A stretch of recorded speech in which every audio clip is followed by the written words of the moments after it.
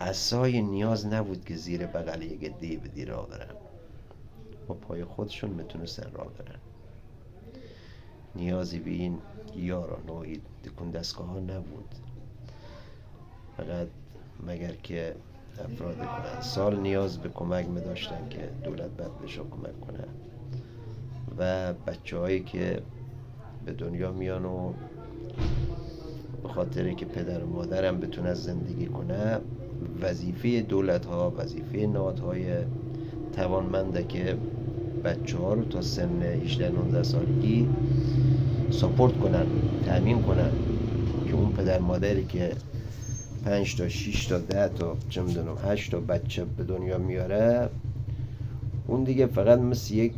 حمال همه عمرش رو جون نکنه و حمالی کنه و بده و فقط شکم و لباس و ازدواج اینا رو مهیا کنه. دولت هم باید به صحنه می آمد و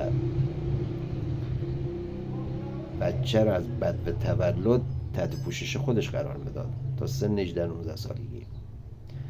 و این یارانه‌ای که به عموم ملت میدن اینه که سه کار اشتباهیه. یارانه فقط بچه هایی که متولد میشن تا سن 19 سالگی باید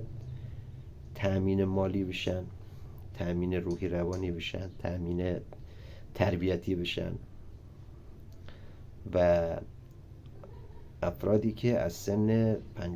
سالگی عبور میکنن نیازمند کمک هستن، نیازمند دستگیری و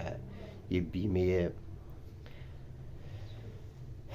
کامل هستن که آخر عمریشان دغدغه نداشته باشن بابا با سن 50-60 سالگی 70 سالگی نره دنبال حمالی و کارگری و جون کندن و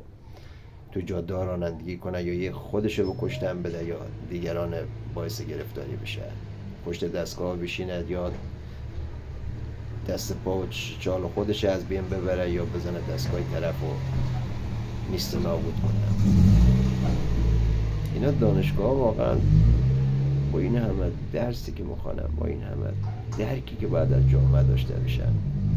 ولی متاسفانه انگاری فقط دنبال پست و مقام و صندلی هن. مثلا